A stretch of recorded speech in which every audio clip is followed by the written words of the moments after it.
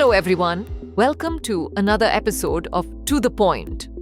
Today's topic of discussion is Rajya Sabha Election. First of all, let's see why it is in the news. The Election Commission has recently announced the schedule for the biennial elections to 8 Rajya Sabha seats, with 6 from Tamil Nadu and 2 from Assam. Now let's discuss about constitutional provisions relating to Rajya Sabha. Article 80 of the Constitution sets the maximum strength of the Rajya Sabha at 250 members. Out of these, 12 members are nominated by the President. The remaining 238 members represent the states and 3 union territories.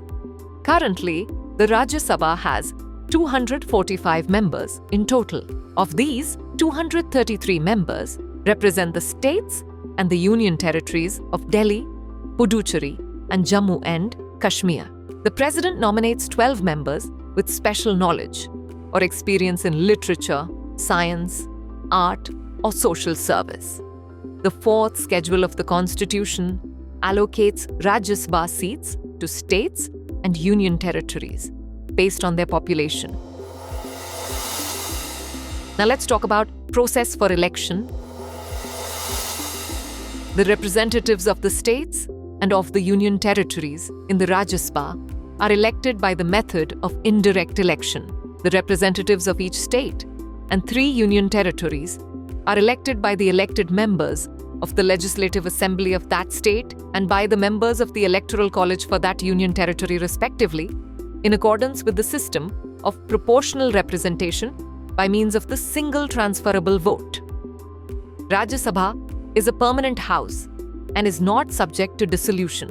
However, 1/3 members of Rajya Sabha retire after every second year. A member who is elected for a full term serves for a period of 6 years and on the expiration of this term retires from the membership of Rajya Sabha.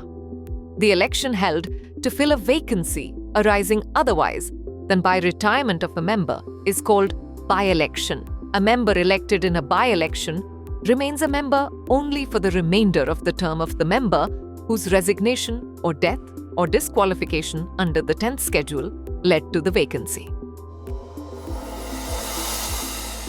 Now lastly, moving on to Amendment to the Representation of the People Act, 1951.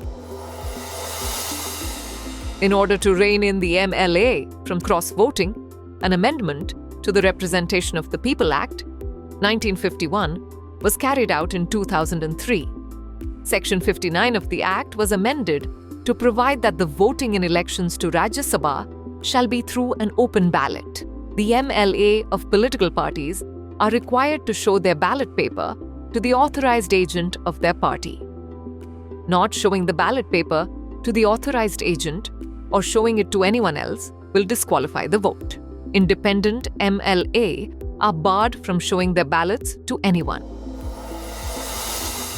Now is the time for practice question. Consider the following statements about the Rajya Sabha. 1. A Rajya Sabha member can be re-elected after the expiry of their term. 2. Members elected in a by-election serve a full 6-year term. Which of the statements given above is or are correct? A. 1 only.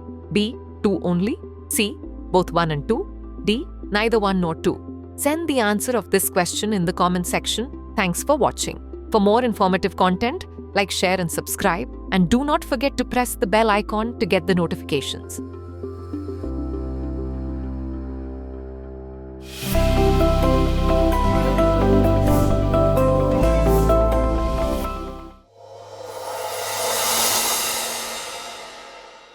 For more informative content, like, share and subscribe, and do not forget to press the bell icon to get the notifications.